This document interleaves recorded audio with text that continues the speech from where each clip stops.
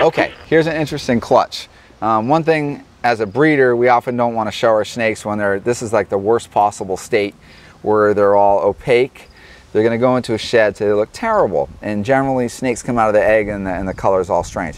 What is interesting in this clutch, besides obviously this one snake in particular, I had triple paternity, and what's even more interesting, one of the fathers was a snake that bred last year.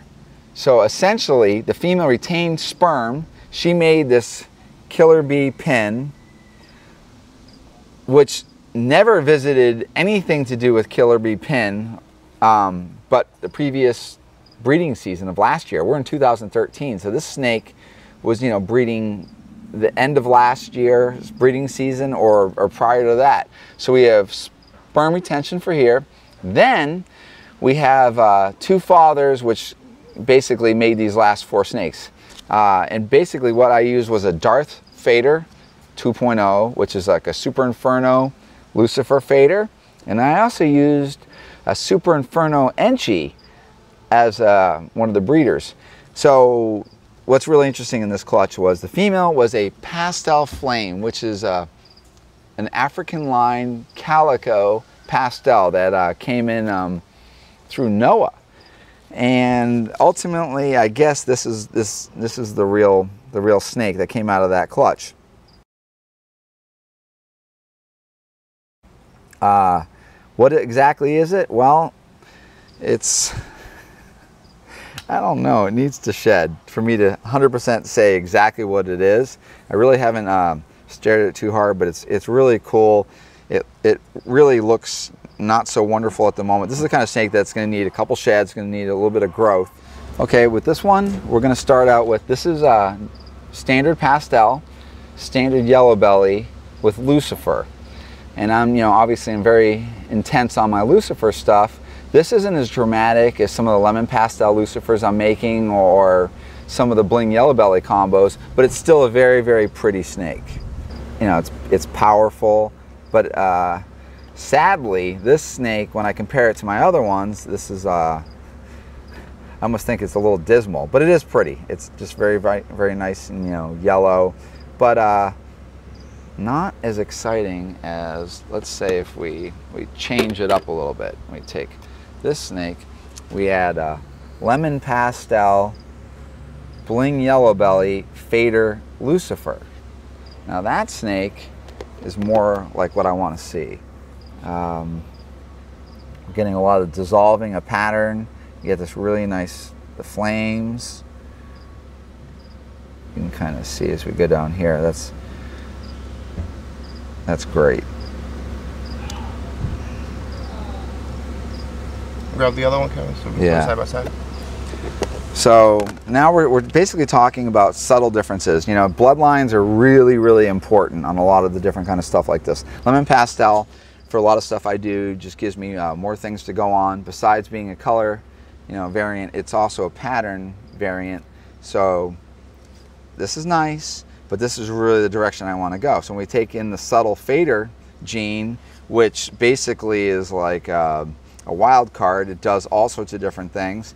Sometimes its effect is subtle, or sometimes it's very hard for me to necessarily even qualify, oh, that's fader. Just, it's what I think it's fader, but I know for a fact I've taken snakes, I did not call them fader, or I did not consider it to be fader, even though it came from the bloodline, and then when I bred it, it turns out it was. All right, these 2 snakes, this is really, I love the intensity of this. This is basically lemon pastel, Enchi, bling yellow belly, and they come from fader stock. I don't really know if they're necessarily exhibiting fader stock, but these are what I really imagine, as nice as you pretty much get. I love this. The flames are just killer. The bling yellow belly just makes that thing stand out.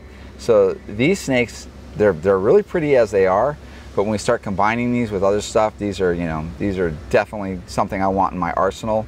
I don't think I can never have enough of that. There's just the flames. There's little things that we can do with that really get that ripping. Sadly, my breeding year, I feel like I'm a little behind. If everybody watches my Facebook, oh, he's not posting any pictures. Well, I've only hatched, you know, a very small amount of clutches, and I'm just kind of having to settle with what I've hatched. I've had some poor success as far as hitting my odds. I really feel like I've come up short, but as of next week, I think we're going to really start maybe, you know, turning up the heat. We're going to have some pretty good combos coming up, and as long as I hit my odds, we'll see. All right, here's a really nice combo. There's a lot to this to make the snake look like that. All right, this is basically a granite, a hidden gene woma, an orange ghost, a fader, and a bling yellow belly. All that stuck into this poor little snake. This little snake, we made this last year. This snake goes through a pretty radical color change and really, really is pretty. They turn very orange and peach. I'm using my line bred, you know, green ghost, which makes orange ghost. And it's funny, you know, I originated the ghost mutation, but I find the ghost is a tricky one for combos like pastel ghosts and stuff like that. I'm not really a fan. Bumblebee ghosts and killer bee ghosts, I really just don't do it for me, but this one I really, really like. The fader gene is real essential in this, because as this animal gets older, it really starts, you know, showing itself. This guy's only had one shed, you know, like we're kind of behind schedule. But this snake is really, really pretty, and it's definitely a good combo for orange ghost. I think we take this, and we probably combine Enchi, and we'll really have a winner. You don't want to put pastel into this combo, I would think, because I think it'll go the wrong direction. The pastel just basically washes everything out. All right, this one, yeah, this is real simple. This is just basically a pewter, fader, het pied. But I still like it. I like the contrast. Obviously, we love the ringer. But it seems with the het pied and the fader together, it just makes a nice looking snake. And I'm kind of sniveling right here. You know, I got snakes in shed right now. I got some good stuff to show off, but pickings are really kind of slim today. So I'm gonna have to just think that this is really, really nice. It's not exactly over the top, but I really do appreciate it for its simplicity. All right, this is one I just hatched. I don't even know if it's even been made. This is not what I would expect it to look like. This is, I'm really new to the GHI stuff, but this is a spider, a pinstripe, and I guess a GHI. And what I do like about it, it seems to, we have the back dorsal area, which is almost, you know, it's hypo, because pinstripes and spiders essentially are their own kind of hypo. But then we have the GHI, which adds melanin. So there's a big fight here. We have, you know, massive contradiction, and so the GHI is kind of struggling to represent, but you can see the noise on the sides and stuff like that. But I think overall, we're going to have this animal, as it grows, we're going to have this really light dorsal, kind of like stripe down the back with like one big paintbrush, and then we're going to get like dark sides. I think other people with GHIs could basically tell me if who's made this or whatever, but this is cool. Like, you know, I'm just getting into it this year, so we'll have some other cool GHI combos, I hope. All right, here's one of the nicer snakes I made this year. We started off, we made a couple of cool snakes in this litter, and this basically, this is a cool one. This is a granite, fader, hidden gene woma, Mojave, pastel, yellow belly. And this guy right here, it's just, it's crazy how the fader really does some weird stuff with it. The other one, yeah, you know what? I was just stopped saying anything because I was too busy looking at it. I'm like, I was trying to think about it. But it's really, really cool. And this actually gives a lot of ideas with, you know, what you can do with Mojave and stuff like that. But I really, really like it. It's great. This one doesn't like to eat so much. I think I have to try changing its food offering, but I wish it was a little bit fatter. But really, really pretty. Like the snake for sure. All right, I would say at the moment, this is our present nerd highlight of the year.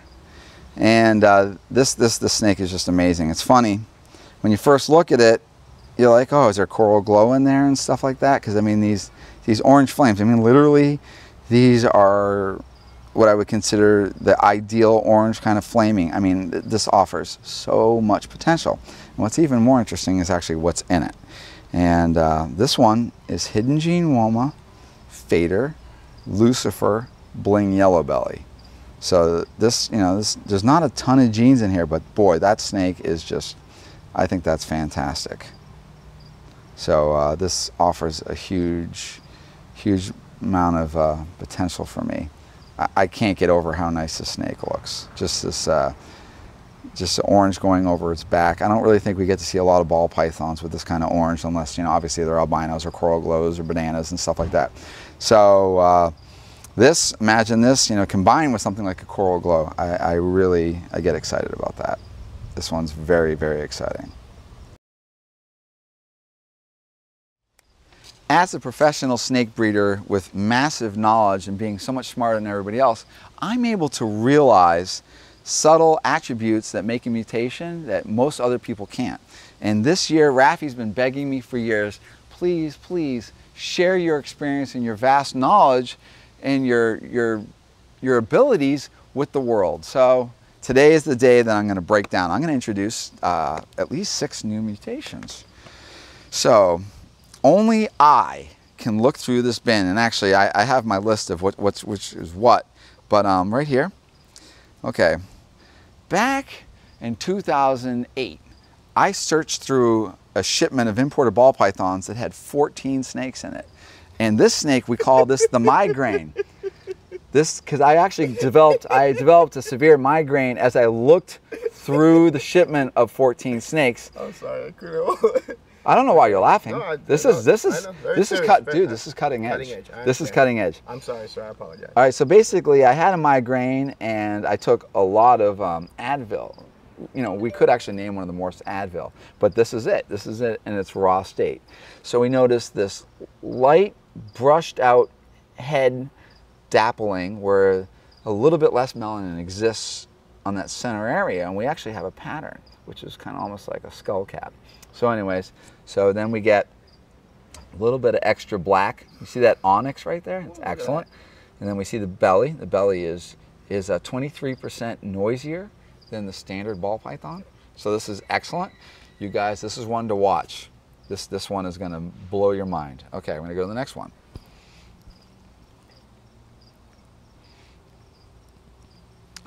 Okay, this ball python, I don't know if anybody knows what this is, but this is actually called the carpal tunnel. And I named this one basically, you know, considering I pretty much started the naming. Shut up. I started when he saw you were jerking off, so you got carpal tunnel. No, that's not it. That is very unprofessional. Okay, so basically, I started all this name calling, and you know, I was calling things ghosts and all these goofy things, you know, pastel jungle and all that kind of stuff like that. Well, this is a carpal tunnel. After a day of sexing ball pythons, I started noticing that I might possibly have carpal tunnel, and I went to the doctors to see if I indeed actually had carpal tunnel, and he told me no, I was fine, and maybe I just had bone cancer. So we'll get to that. Okay, so this snake right here. Now, if we notice on the other one, the migraine ball, its belly was 23% more riddled with melanin pattern than a standard ball python. Well, this one is 42% more melanin than a ball python. You also know, see right here, instead of having the classic granite neck dot, we actually have one that's offline center. It's to the left, and that is special. This, now we're going to start getting unbalanced snakes because the dot is no longer in the center. So this is going to basically start weighing it out. So we're actually, there's more potential on the left side of this morph than the right side. So we can busy up the, what are you talking, dude?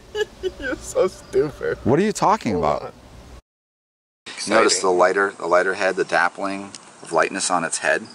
You actually notice that the tongue is 10% longer than the standard imported baby ball python. What's your problem? Dude, I measured it. All right, we got to make sure we get the tail in here, because this morph is, you know, we're talking about nuances. Well, with this one right here, this is an extreme case of nuance. You getting that? I need you to zero in on that. I got it. Okay, the morph is in the tip. See that little light tail tip?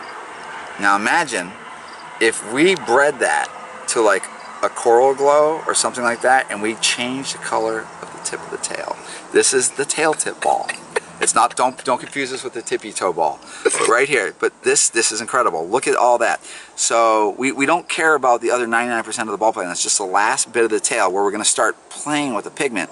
So if we can actually infuse jellyfish or coral DNA, we can actually make the tip of the tail glow, much like a baby copperhead, and you know, like the caudal ball or something like that regarding like caudal luring. This guy could start eating frogs and birds as it attracts it with the tip of the tail if it was glowing. So you notice there's no, unlike those other mind blowers, there's no diffused head dappling. We got a very much a more standard ball python. And the tongue's the normal size on this one? No, actually I measured the tongue on this one. There is a possible 1% deviation, but generally this is a standard ball python tongue length. So I hope your audience is appreciating this. Great. Alright, this is the part where I explain that Kevin is not some arrogant jerk by taking a bunch of normal looking snakes and then naming them things like the restless leg syndrome ball or whatever. Essentially that was kind of like me goofing. Way back in the 90s, 93, 95, into 2000, I started naming a lot of snakes because no one really essentially cared about ball pythons other than albinos and pieds.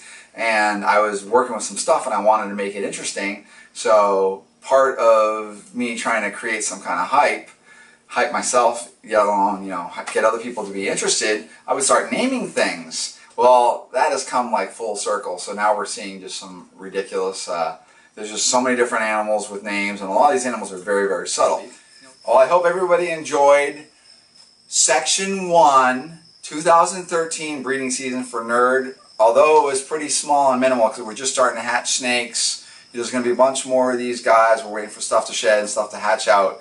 But basically, there's a lot more to come, so we have to kind of start out a little bit meager. But make sure you share, like, and post this. And subscribe. There you go, okay. Like, share, and subscribe to this video. Right. Please, everyone, make sure you share, like, and subscribe Rafi's video, because he needs friends. Yes.